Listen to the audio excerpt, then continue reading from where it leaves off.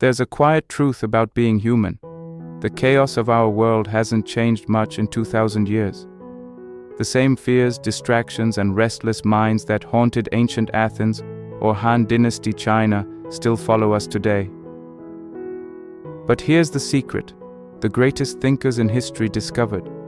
Rituals are the anchor, not grand gestures or complex philosophies, but simple, repeated acts of intention. Marcus Aurelius wrote in the dark before dawn. Lao Tzu wandered the mountains to relearn stillness. Confucius turned daily chores into sacred rites.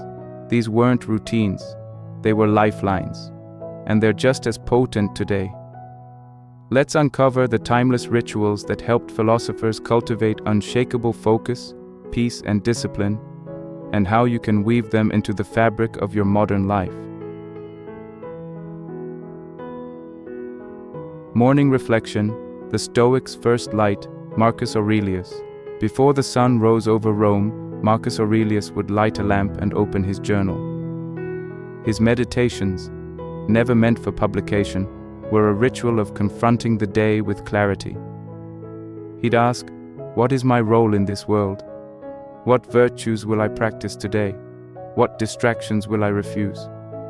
For a man burdened by empire, this wasn't self-help, it was survival.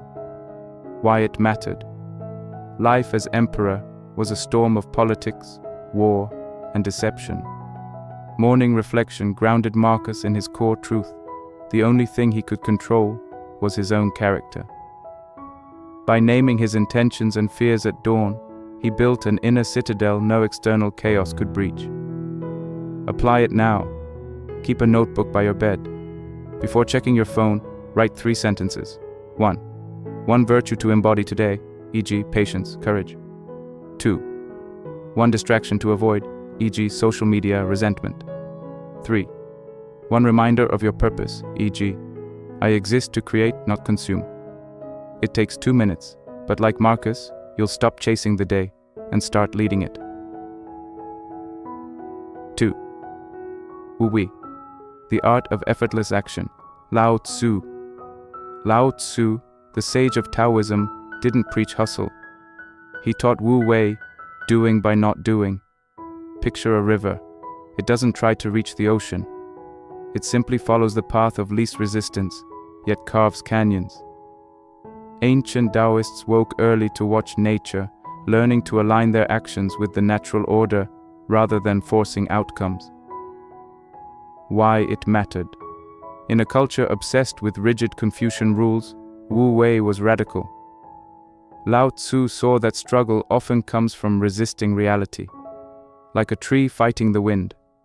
By observing nature's rhythms, he learned to act without exhaustion, lead without controlling, and thrive without striving. Apply it now.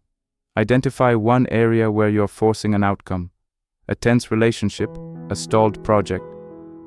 For a week, pause before acting. Ask, am I pushing like a hammer or guiding like a sail? Example, instead of nagging a colleague, create conditions for their success. Wu Wei isn't passivity, it's strategic alignment. 3. The Stoic Night Review, Epictetus. Epictetus, the former slave turned philosopher, ended each day with a ruthless question. Where did I compromise my integrity today?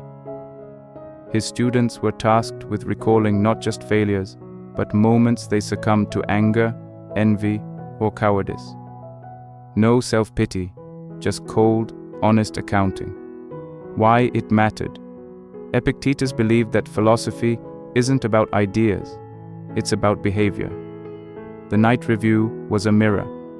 By confronting his mistakes daily, he prevented small compromises from becoming habits. Apply it now. Set a nightly alarm labeled The Philosopher's Mirror. For 5 minutes, ask, where did I act against my values today? What did I assume was beyond my control, that actually wasn't? What one action tomorrow will redeem this? No guilt, just facts. Over time, this ritual rewires self-awareness. The 4. Rituals as sacred order, Confucius. To Confucius, ritual, lie, was the glue of civilization. But his genius was in democratizing it. He taught that rituals aren't just for temples. Pouring tea, greeting a friend, or even arranging your desk can be sacred acts. Every morning, he'd meticulously straighten his robes and bow to his ancestors, not out of superstition, but to practice reverence in the mundane. Why it mattered. In China's violent warring states period, Confucius saw ritual as an antidote to chaos. By infusing daily acts with intention, he transformed habit into harmony. Apply it now. Choose one daily task you rush through, making coffee, commuting. For 21 days, turn it into a ritual. 1. Pause before starting. 2. State its purpose, e.g., this coffee fuels my creativity. 3. Perform it with exaggerated slowness. You'll train your mind to see routine as liturgy. 5th. Memento Mori, the Stoics' embrace of finitude, Seneca. Seneca, the Stoic philosopher, began each day with a chilling reminder, you will die. But this wasn't morbid, it was liberating. By writing, life is long if you know how to use it, he argued that mortality isn't a curse, but a compass. Why it mattered. As advisor to Emperor Nero, Seneca witnessed the emptiness of power and excess. Memento Mori cut through illusion, forcing him to focus on legacy over luxury. Apply it now. Place a small object, a stone, a ring, in your pocket. Each time you touch it, ask, if today were my last, would I be doing this? Not to incite panic, but to prune trivialities. 6. Walking Meditations, Aristotle's Peripatetic School. Aristotle taught while walking. His students, known as peripatetics, believed motion stirred thought. Unlike today's productive walks, podcasts, step counts, these were aimless ambles where the mind could meander. Why it mattered. Aristotle knew the body and mind are linked. Physical rhythm, like pacing, unlocked creativity, making walking a form of active meditation. Apply it now. Once a week, take a 20-minute walk with no goal, no phone, no music. Let your mind wander. If stuck on a problem, notice how solutions arise when you're not forcing them. 7. The Cynic's minimalism, Diogenes, the Cynic philosopher, lived in a clay tub and owned a wooden bowl, until he saw a child drink from his hands. He smashed the bowl, declaring, "A child has beaten me in simplicity." His ritual, daily practice of needing less. Why it mattered. In a society obsessed with wealth, Diogenes proved that freedom grows when desires shrink. His training in discomfort, sleeping outdoors, eating plain food, made him immune to fortune's whims. Apply it now.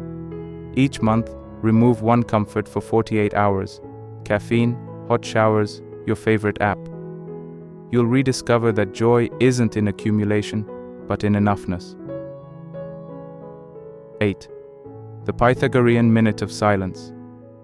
Pythagoras required his students to sit in absolute silence for 1 minute before each lesson.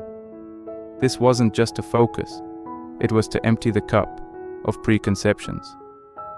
Why it mattered. Ancient debates were noisy and ego-driven.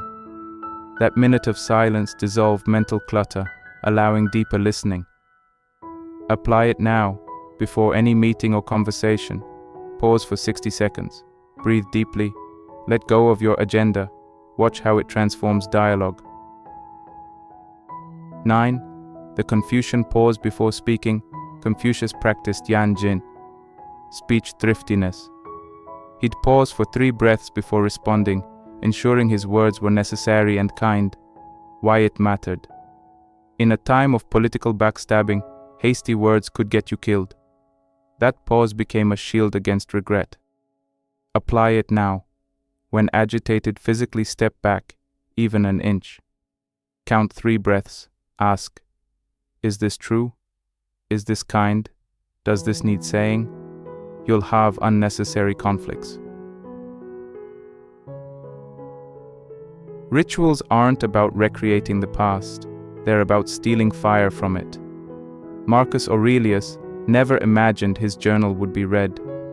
Lao Tzu didn't know we'd rush through traffic while his words gathered dust. But these rituals survived because they answer a primal need: to live not as victims of chaos, but as architects of order. Start small, pick one. The morning sentence, the nightly review, the minute of silence. Repeat it until it becomes a reflex.